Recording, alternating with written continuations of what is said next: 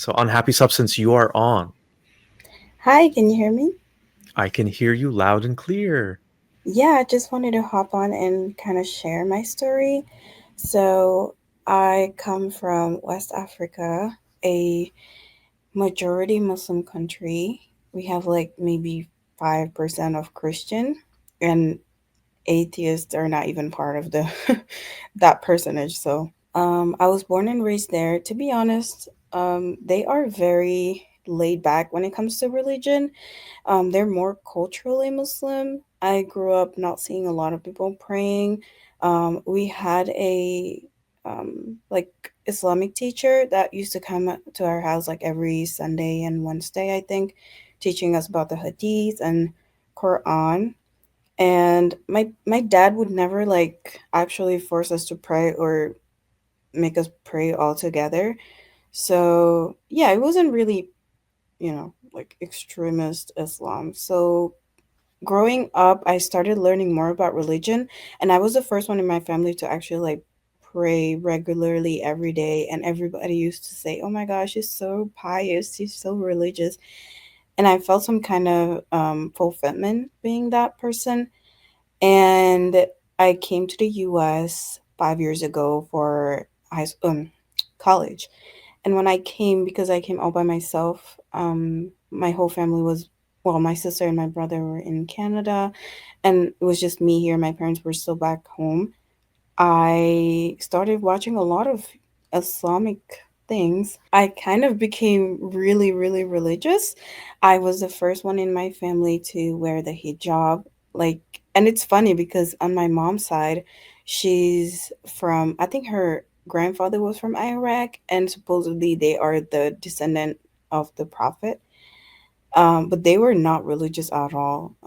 They did not used to wear the hijab. They still don't wear the hijab. So I was the first one to wear the hijab, and I started becoming really religious, like not listening to music, not touching any men, like even handshake. Um, yeah, just well, that's not even extreme. That's just regular, I guess, Muslim. If you follow the rules. Uh, and on my second year in college, I met someone who, I guess we were interested in each other, but I told him clearly that we could not do anything because I was Muslim and he's not. So he took multiple Islamic classes at the university, and he was like, "This is what you believe in," and he's the one who kind of told me to learn more about my religion. Like every time he would ask me a question, I would not know what the answer would be, or he would tell me stuff about the religion that I didn't know. For example, that the prophet had concubines, and that was mind blowing to me. Like I could not believe it. So I started learning more about my religion, and I that was in July. No, that was before July, and then by July, I did not believe in Islam at all anymore. So that was kind of my background. Yeah, let me let you talk because I've been talking for a while now. Oh, no, no worries whatsoever. No, I appreciate you sharing a little bit of your background, Mhm. and it's really interesting to hear because even in this space online, there aren't many ex-Muslims from Africa. Yes. So I do think that that voice does need a representation too. I would really like to know more about what your experience is like as a closeted ex-Muslim Hmm. in the Ramadan today, and maybe you can tell me a little bit about. You also mentioned to the moderator that you see Islam as man-made, emphasis on Yes. the man. So, Yes. so yeah. For as a closeted Muslim, luckily I don't live with my family. I live all by myself, and recently I have a roommate now, which happened to be from Senegal too, and we found out later on that we were actually cousins.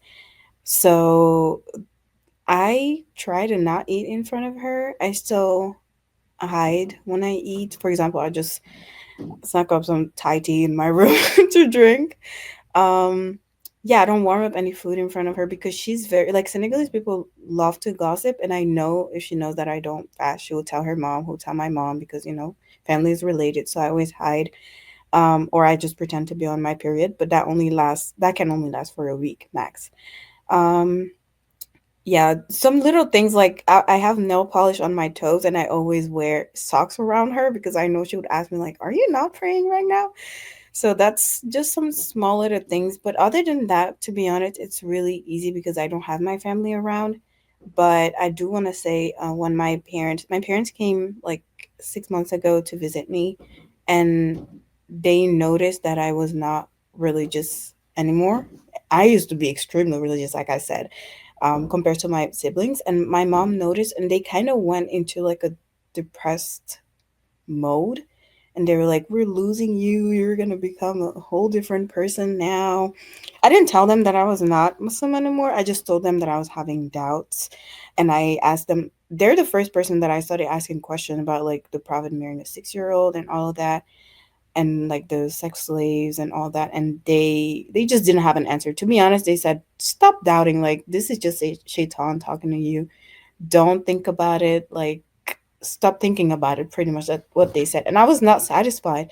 I don't like how gullible they are, and they're old. Like, you should be able to have think critical thoughts. Sorry, English is not my first language, so You're very good at English if English is not your oh, first language. thank you so much.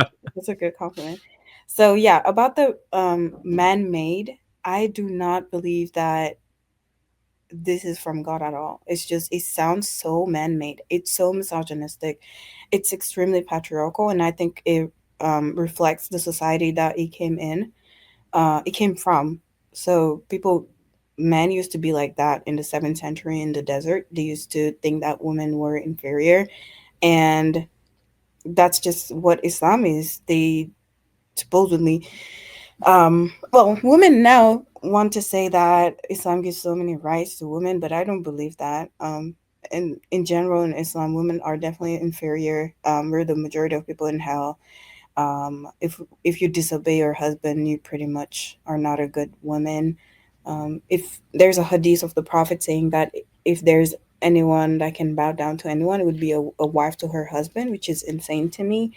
The fact that we are also just sexual objects, because for example the 72 virgins in heaven, that's like mind blowing to me. Like I just cannot believe it.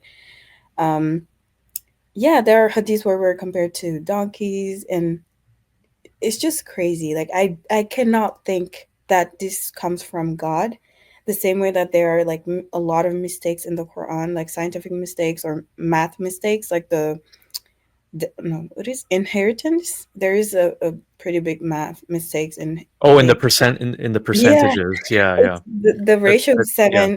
27 uh over 24, which is over 100%, which makes literally no sense. But yeah, that when I saw that, I was like, clearly this is from a man, like this is from a human.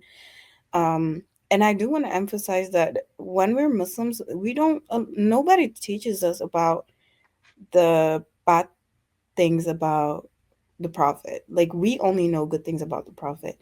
These, like the fact that he had slaves, the fact he had concubines, he killed people, he um he thought people to be, hostile for Christians or Jews.